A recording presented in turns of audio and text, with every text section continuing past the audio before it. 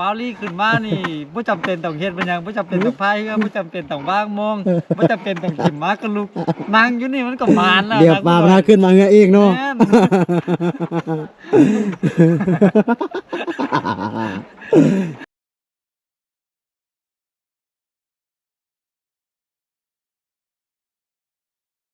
กราบทักทายสบายดีและสวัสดีเด้อพี่น้องบ่ว่าจะอยู่ในประเทศและต่างประเทศเนาะกะขอยินดีต้อนรับเข้าสู่ช่องครูดอยอีกคือเก่าคือเดิมเนาะพี่น้อง เดี๋ยวนี้ก็คือทีมงานของพวกเราพี่น้องเนาะกะอยู่ที่บ้านสิ้นอุดมเมืองลวงน้ำทาแขวงลวงน้ำทาพี่น้องเนาะกะอยู่ที่บ้านของเมียคู่คิ้วพี่น้องเนาะแล้วก็มื้อนี้ก็คือเป็นเนื่องในโอกาสดีพี่น้องเนาะกะได้มาฮอดมาเทิงอยู่ที่บ้านของเมียคู่คิ้วพี่น้องเนาะแล้วก็ทางก็คืออีพ่อเพิ่นก็คือพ่อตาแม่ยายของคู่คิ้วเนาะเพิ่นมีวังห้ามพี่น้องเนาะนี่ก็คือตัวนี้เป็นวังห้ามของพ่อตาแม่ยายคู่คิ้วเพิ่นเนาะแล้วก็มื้อนี้เมื่อมาฮอดแล้วก็ทางพ่อตาทางแม่ยายของคู่คิ้วพี่น้องเนาะก็คืออีพ่อแม่เพิ่นก็คือส่วนทีมงานของพวกเราเนาะก็คือมากินปลาอยู่ที่วังห้ามพี่น้องเนาะนี่ปลาโธ่นี่ตัวนี้เป็นข้าวคลอง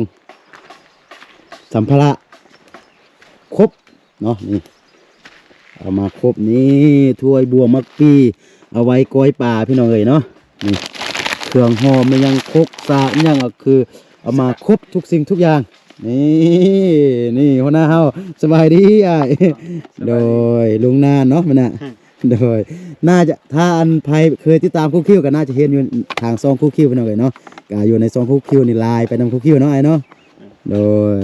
นี่บาวลี่ สบายดี มื้อนี้นี่บาว อา ลี่ กันปะปานคนละสนหรือเยือมมาแต่เช้า มื้อนี้นี่คู่คิว ต้น จะ ยาปืนเสื่อม สู้ส เยื เต็ อ ป มไม่ได้มา บาว มา ลี่ แน่คนละ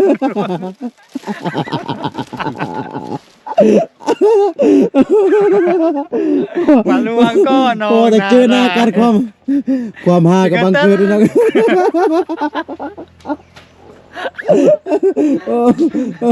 โอเคเอาให้ครูดอยเบ้าซะ โดยมื้อนี้แม่นบาวลี่ว่าจะโซสเต็ปก็คือการดำน้ำหาปลาดำน้ำก็คือเป็นนักน้ำเนาะมื้อนี้ โอ้สุดยอด รอทาเบิ่ง ว่า พี่น้อ เป็ ง น เอ้ย 2 ห้องภายในการดำน้ ก้นฟูเคยลอย ำแม่นคายกับเป็ด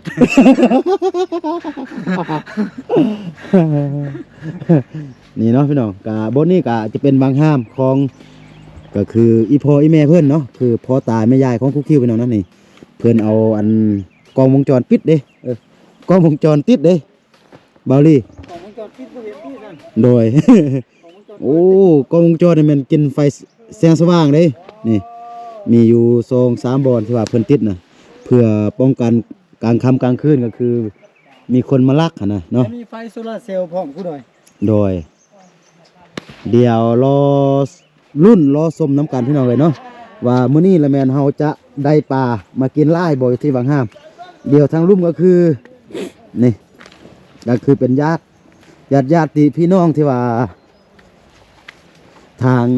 พ่อตาคู่คิวเนาะพี่น้องเนาะนี่กำลังตีโมงปลาโทนี่เนาะเพิ่นกำลัง มีอัน ไล่ปลาอยู่พี่น้องเอ้ยเนาะเพราะว่าตัวนั้นนี่เวลาเพิ่นอันนั้นอยู่เพื่อนนี่มันไปตามกับเฮียมดังคลักคลักคลักคลักคลักแล้วก็ ให้ปลาย่านเนาะ โดยปลาได้ยินแล้วก็ปลากระย่านพี่น้องเอ้ยเนาะนี่ มาเบิ่งนำกันว่าจะมานบ่ถ้าบ่มานนี่แสดงว่าทำการ ขนาดลงบางหามยังบ่ได้นี่โอ้บ่ต้องคิดจะไปลงบนอื่น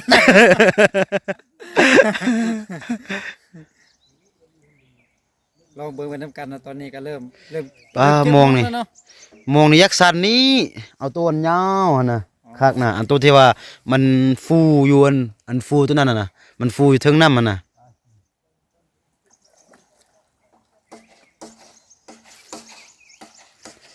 รอเบิ่งเนาะพี่น้องว่ามื้อนี้จะได้ปลามากินหรือบ่ เฮ้ยหนู ใส่หนู โอ้เข้าพุ่นมีหนูมีในสัตว์ปลาครบสุด มองมันน้อยปลามันไปทางทึ่งนะเอามองตัวที่ว่ามันยาวมันเป็นท่วมนี่2 วานี่ อ๋อ 2 วา 3 วานี่ทางทึ่งมันนะแต่ว่าตัวนี้มองมันต่ำปานไปทางทึ่ง เนาะรอบที่1ผ่านไป ยังบ่ได้ปลาจักโตว เห็นปลาจักตัว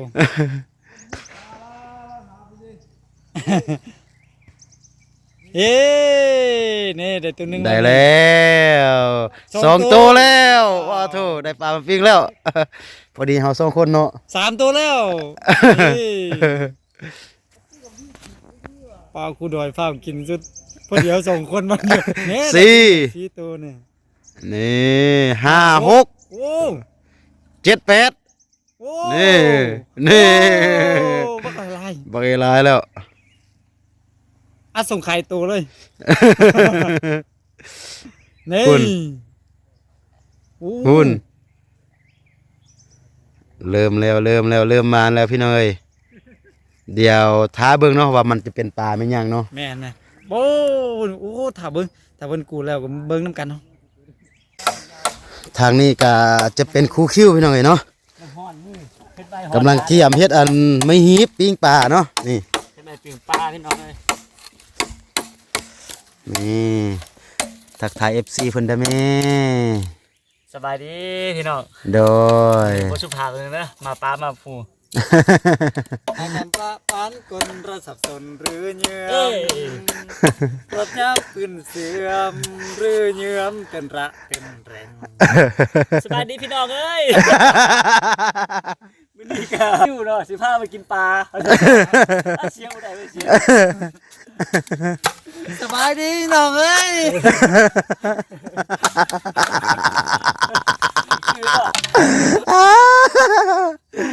หน้าตาคือวันวิวเว้ย นี่ทางนี้ก็เกี่ยมกองไฟท่าพี่น้อยเนาะนี่บ่อนจะปิ้งปลาอ้าวโธ่นี่กองไฟบักใหญ่กำลังลุกโอ้บ่มีอันฟืนเนาะโอ้ฟืนเดี๋ยวจะไปเอาฟืนมาใส่ก่อนให้มันมีทานลายๆพี่น้องเนาะปิ้งปลามันจึงจะสุกไว้เดี๋ยวนี้ครูดอยก็มาเป็นภาระของเพิ่นพี่น้องเนาะ บ่แม่นมาช่วยเพิ่นตกม่วงพี่น้องเนาะมาเป็นภาระของเพิ่นเนาะก็คือมาเบิ่งเพิ่นตกม่วงพี่น้องเนาะนี่ นี่เดี๋ยวจะพาพ่อแม่พี่น้องมาเบิ่งวิธีนี่อันนี้ก็เป็นคนพายเรือ พาย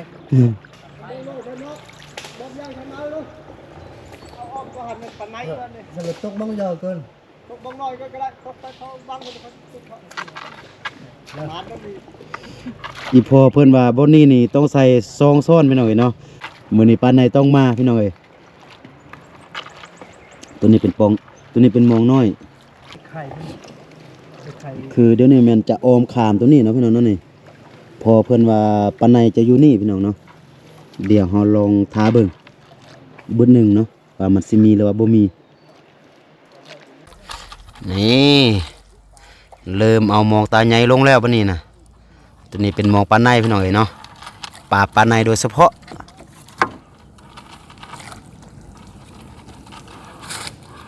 หลังจากกลางมองใหญ่มาปุ๊บพี่น้องเนาะก็คือปลาถึกปั๊บเลย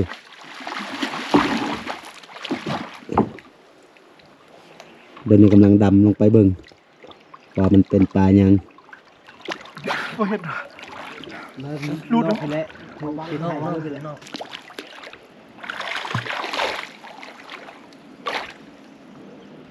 การนี้มันโครก็เราจะเอา สองลำพี่น้องเอ้ยเงย ค่อย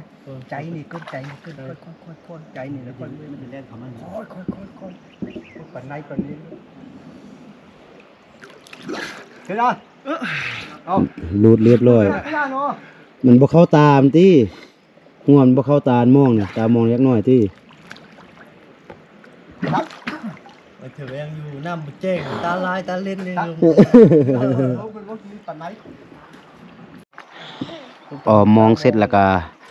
เริ่มปุ้มเริ่มไล่ปลาแล้วพี่น้องเอ้ยคุณเสียงลัง แครกแครกแครกอู้ความลึกนี่นี่วิธีไล่ปลาไปหน่อยเนาะนี่ป้าโถ ว่าถึงมองถึงแล้วมักไม้ดิ นี่โอ้เป็นเล็กบักนักไปหน่อยนะปุ้มอ้อ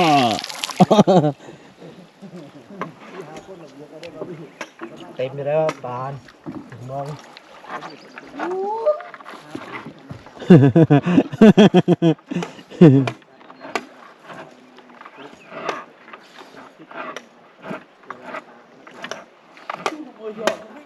แม่วันนี้หอดเวลาเก็บมองเป็นทีเรียบห้อยไปนอนนั่นนี่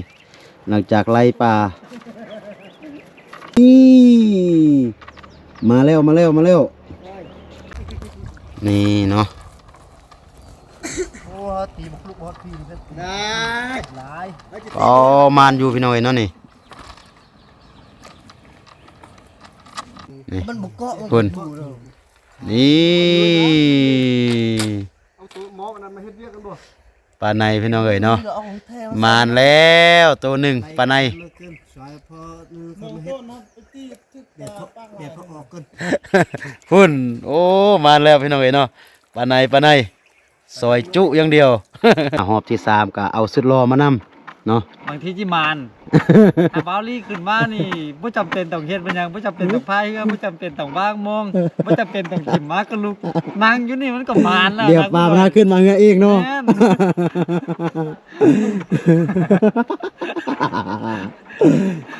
ถามเบิ่งแม่บ่เชื่อน่ะ2รอบนี่คู่ดอยไปน้ำเนาะเทื่อ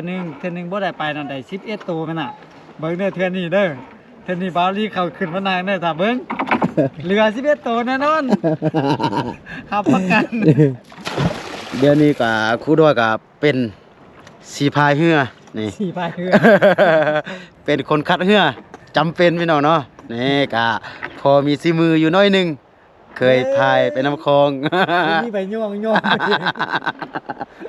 เขาลีก็คือนั่งล่าๆพี่น้องเอ๋ยเนาะ นั่งละลายกับมานเนาะเอายักษ์ให้ขึ้นมาจนมามานบ่แม่นพี่น้องขึ้นมาปึ๊บนี่ปลานี่มันฮักมาแบบอัตโนมัติเลย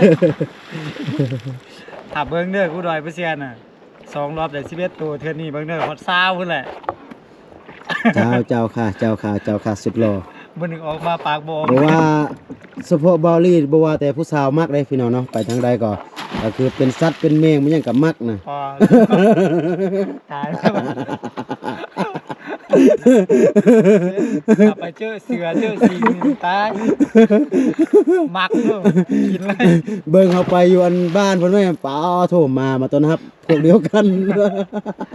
โดยเฉพาะถ้าว่านุ่งกันนะเป็นส่งสี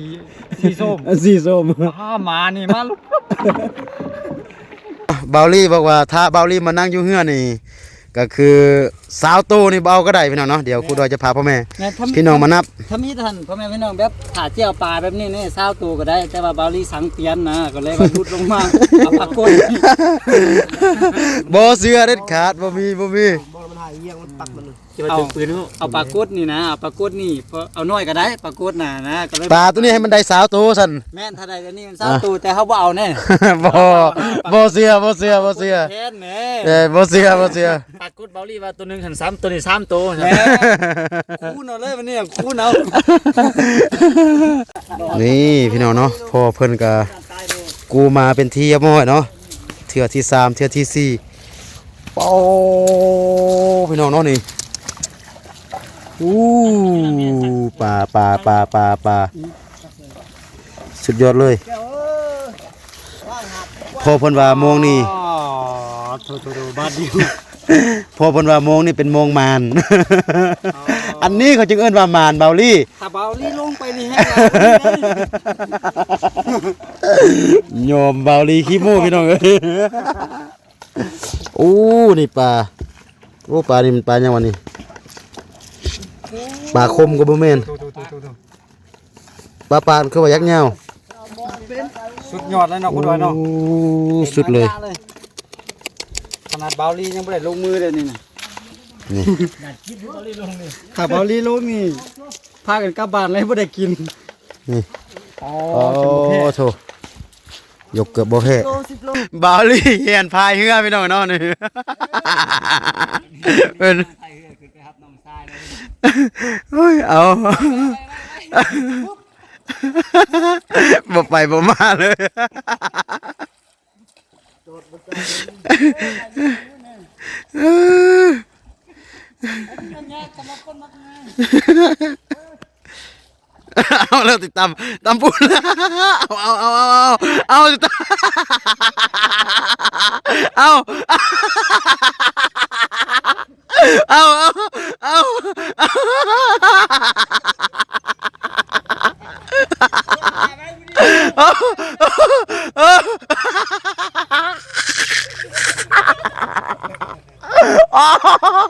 โอ้ย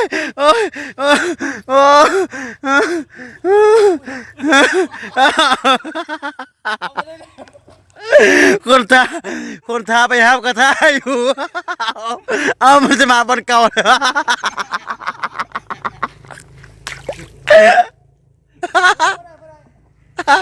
โอ้คนทาไปครับก็ทาอยู่เว้ย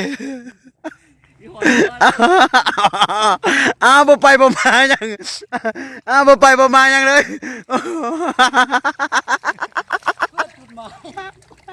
โอ้นี่พี่น้องเนาะเดี๋ยวนี้ก็เริ่มปิ้งแล้วพี่น้องเนาะนี่โอ้ปิ้ง4-5หีบแล้วพี่น้องเนาะนี่ โวยก่อนแต่โวยต้องตีแล้วเนาะ เดี๋ยวเบิ่งคู่คิวคู่คิวเฮ็ดหยังคู่คิว ลาปลามาเด้อ เคียงมันยังก็เกียมอยู่เงินมาย่างคักพี่น้องเนาะ วันนี้มีประจำวังหามเลยได้นี่ มีประจำวังห้ามเลย โอ้ เห็นนาเขาเจ้านี่เด้จะเอาเทียงนา โดยอันนี้จะแกงโคมบ่นี่ แม่นเก็บปลา อันนี้เป็นหัวมันพี่น้องเนาะ หัวปลา โดย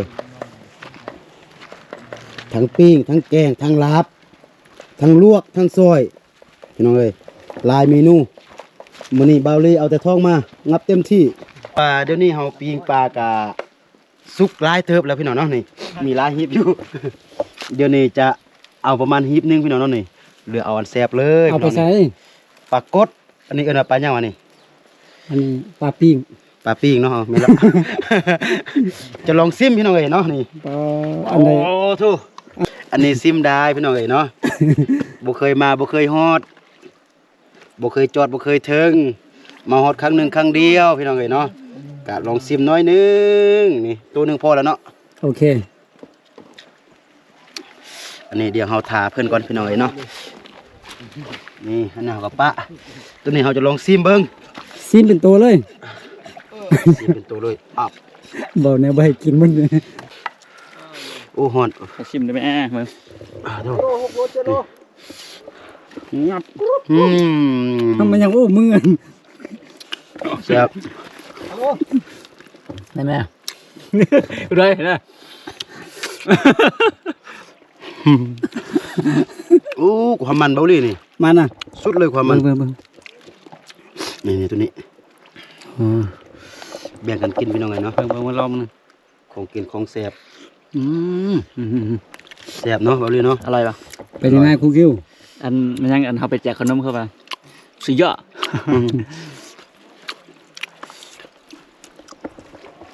แซ่บ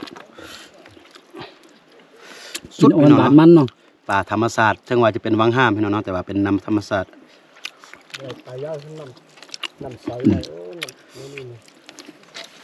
อ๋อถูก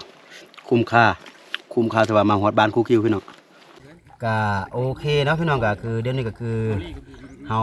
เฮ็ดก็คือของครบของกินเป็นหยังก็คือว่าสำเร็จเสร็จสิ้นเป็นที่เรียบร้อยเนาะพี่น้องก็มีอยู่หลายเมนูอยู่เนาะก็คือมีทั้งลาบเซลแล้วก็ปิ้งปลาแล้วก็มันยังตื่มซอยเนาะ โดย มีหลาย แกงคม หลายแกงคมตื่มพี่น้องเนาะ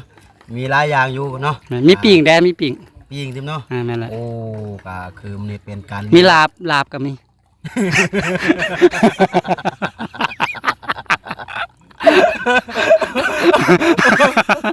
กู กูโ